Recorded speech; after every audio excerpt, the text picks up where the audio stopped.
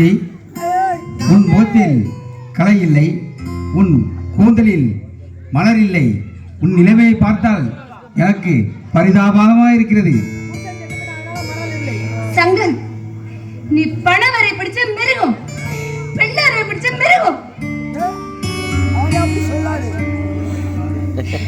நான் இன்னொருத்தர காதலிக்கிறேன் தெரிஞ்ச பிறகு இதை எப்படி திருமணம் செய்ய நீ முடிவு பண்ணலாம்?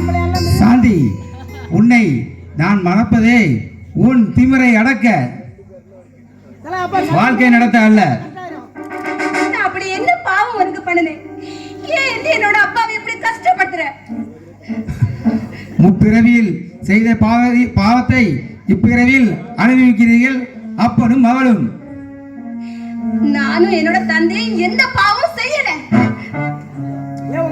சாந்தி, உங்கள் கூட்டம் செய்த தவறுக்காக தண்டனை கொடுக்க வந்த சனீஸ்வரன் நான். என் கண் பார்வையில் இருந்து நீங்கள் தப்பிக்கவே முடியாது. முயன்றால் நான் விடவும் மாட்டேன். நீயா ஈஸ்வரன்? ஏழை பெண்களோட வாழ்க்கை கெடுக்க வந்த துரோகி. இன்னொருத்தன காதலே தெரிஞ்ச வரைக்கும் மனமன துடிக்கிற துரோகினி. சாந்தி, பாரதம் கண்ட சகுனியும் ராமாயணம் கண்ட கூனியும் என் முன்தோன்றல்கள். அவர் வழிவந்த இந்த சங்கரை பகைத்தால் உன் வாழ்க்கை சாம்பலாகிவிடும். குப்பை மேடானாலும் அதை தோண்டும் சொந்தக்காரன் நானாகதான் இருக்க வேண்டும். சங்கர், மரியாதையா அங்கிருந்து போயிடு.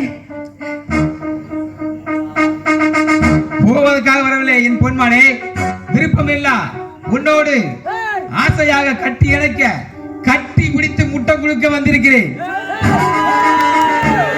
வீணா வசன பேசாத, முதல்ல வெளியே போயிடு. நடப்பதே நாடகம். வசனம் பேசாமல் உன்னையே பார்த்து கொண்டிருந்தால் அங்கே இருப்பவர்கள் நம்மளை காதலாக ஏற்றுக்கொள்ள மாட்டார்கள். மரியாதையா வெளியே போயிடு. நீ என்ன வசனம் பேச வேண்டாம். எங்களை நிம்மதியா வாழ விட்டாலே போதும். எங்களை நீ வாழ்த்த வேண்டாம். நிம்மதி கிடைக்கும் உனக்கு நிம்மதி. இந்த அத்தானை கட்டி பிடித்தான் கிடைக்கும் உனக்கு நிம்மதி. சாந்திய, நீ ஒரு மனிதனா? இல்லை, மிருகம். நான் மனிதன். நான் சாதாரண மனிதன் அல்ல, தாய் மாமன் மானத்தை காக்க வந்த மனிதன். நீ மணக்க போகும் பெண் தானே சாந்தி, பிறகு ஏன் இந்த வீண் வம்பு?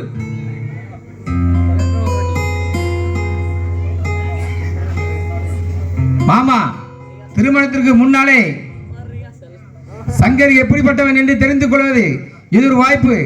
மறுத்தால் கோட்டை எழுப்பப்படும், இல்லை என்றால் கொட்டை மடக்கிவிடும். வருகிறேன்.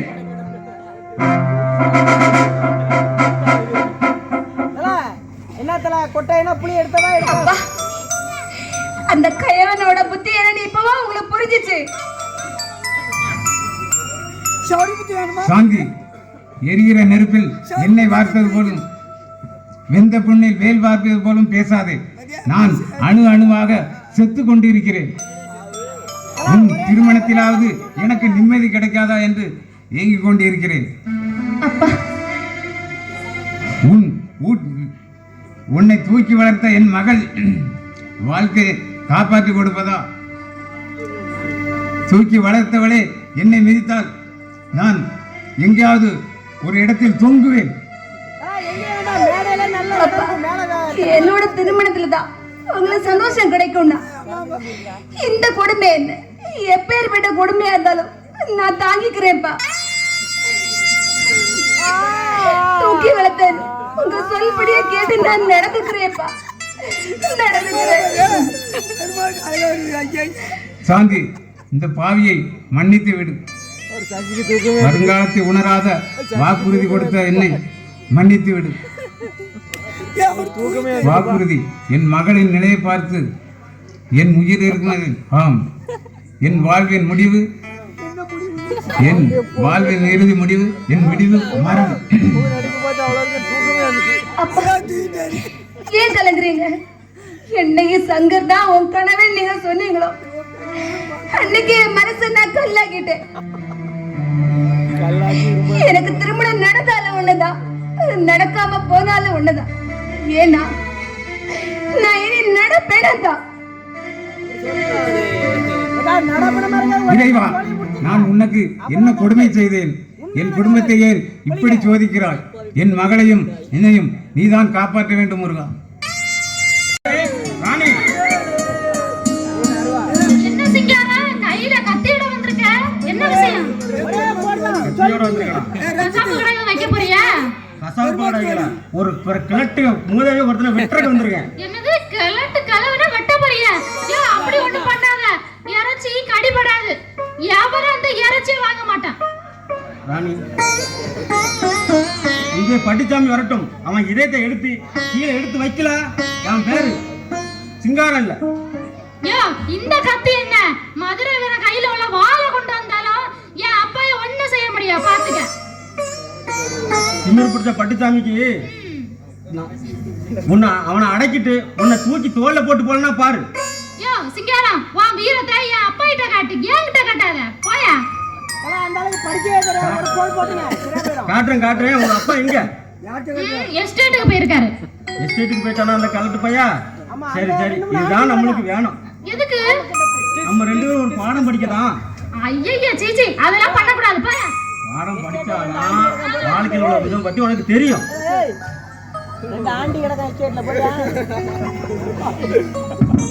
யோ அப்படிலாம் பண்ணக்கூடாது, தப்புன்னு சொல்றேன். தப்பு இல்லம்மா, அதான் வாழ்க்கையில் நடைமுறை. இதெல்லாம் தப்புன்னு சொன்னா அப்புறம் எப்படி? ஓ யோ நீ எங்க சுத்தி எங்க வரேன்னு நல்லா புரிஞ்சு போச்சு. முதல்ல 2-3 மாசம் காலஞ்சி, அதுக்கப்புறம் ஊருக்கே தெரிஞ்சிரும். மாசம் தானே? நீ நல்ல ஆளு. கடைசில என்ன ஒரு குழந்தைக்கு அம்மா அக்கா பாக்குற, அப்படிதானே? அட பாவி, நான் அதுக்குலாம் சொல்லலாமா? அப்போ நம்ம ரெண்டு தனிமையில பேசலாம், நம்ம குடும்ப வாழ்க்கைய பத்தி பேசலாம். அதுக்காக என்ன அழைச்சேன். இது தெரியாம என்ன தப்பா நினைச்சிட்டீங்க? நானும் என்னமோ யாரோ நினைச்சேன். பா அந்த ஓரத்துல இருந்து பேசுவோம். அந்த ஆல மரத்துல போ. ஓரத்துல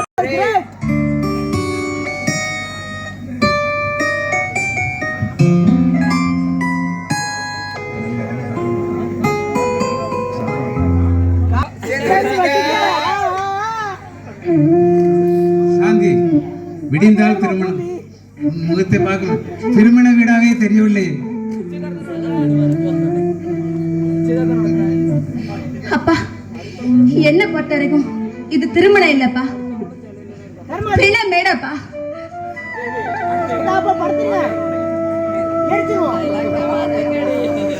சாந்தி, காதலித்தவனை தான் கல்யாணம் முடிக்க வேண்டும் என்றால் இந்த நாட்டில் பாதி பேர் சாவார்கள்.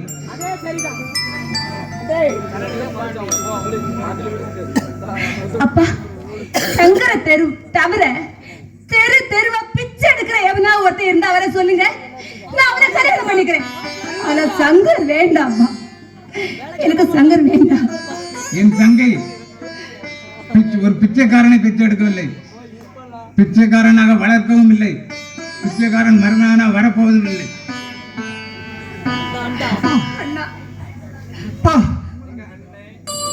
வா ரவி, வா. அப்பா, நீங்கள் சாந்திய சங்கருக்கு மனப்பூர்வமா தான் கட்டி கொடுக்குறீங்களா? மனம் இல்லாமலா கட்டி கொடுக்கிறேன்னு சொல்லேன். நல்லபடியாக வாழ வேண்டும் என்றுதான் வாக்குறுதி கொடுத்திருக்கிறேன். நீங்கள் சாந்தியை வாழ வைக்கவா நினைக்கிறீர்கள்? இல்லை அப்பா, இல்லை. அவள் வாழ்வையே கெடுக்க நினைக்கிறீர்கள். அதனால் தானே அந்த பாவி சங்கருக்கு நீங்க மனைவியாக பார்க்குறீங்க. என் மகளை எப்படி வாழ வைக்க வேண்டும் என்று எனக்கு தெரியும். அப்பா, என் மகள் நீ ஏப்பா பிரிச்சு பேசுறீங்க? ஆமா, நீ என் மகள். இவன் யார்? நான் உங்களால் வளர்க்கப்பட்ட ஒரு அனாதை அப்பா, அனாதை.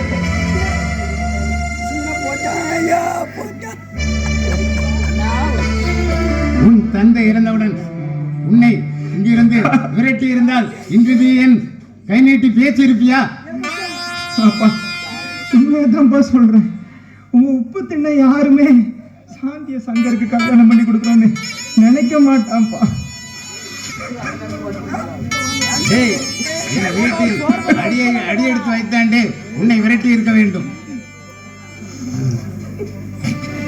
நல்லவன் என்று வாழ வைத்ததுக்கு நீயும் தவி தேர்ந்து என் மகளை அடைய திட்டம் தீட்டி இருக்கிறீர்கள். அப்பா அப்பா அப்பா, நான் நீங்க என்ன சொன்னாலும் சரிப்பா. நான் என்ன உங்களால வளர்க்கப்பட்ட ஒரு நாதானப்பா. நீ அனாதைன்னு சொல்லாத அண்ணா. என்னோட அண்ணா அண்ணா. நான் அனாதை. என்ன ரோஷம் வந்து விட்டதோ? போ வெளியே. நீங்க நீங்க என்ன எட்டி உதைச்சாலும் சரிப்பா. நம்மளோட என் தங்கச்சி வாழ்க்கை விட வச்சிடாதீங்கப்பா. இது பாரு, என் விருப்பப்படி இருந்தால் இங்க இரு, இல்லை என்றால் இங்கிருந்து போய்விடு.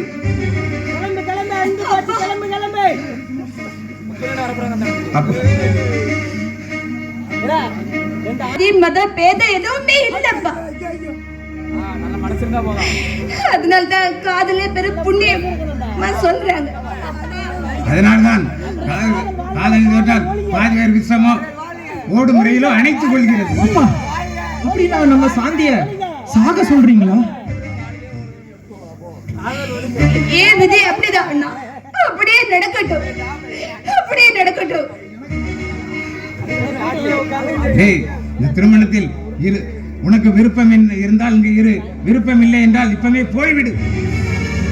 இந்த இதயம் இல்லாதவர்கள் மத்தியில் என் தங்கையின் கழுத்தை வெட்ட அந்த சங்கரால் கட்டப்படும் தாலியை கட்டப்படும் காட்சியை காண்பதற்கு என்னால முடியாது. நானா இதயம் இல்லாதவன்? டே அனாதை நாயே, வெளியே போகிறேன்.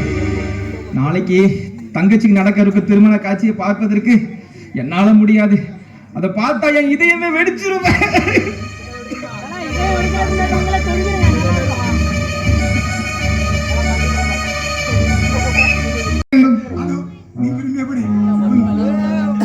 மனம் கலந்து வளர்ந்து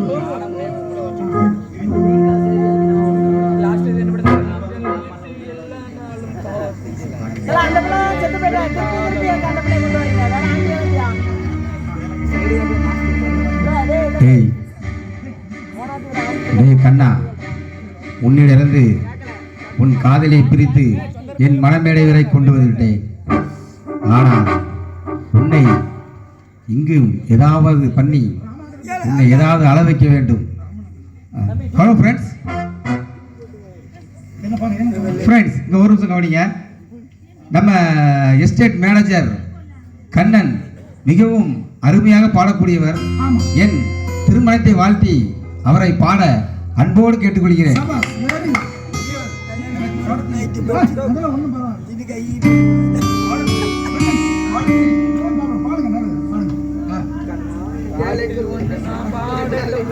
பாட்டு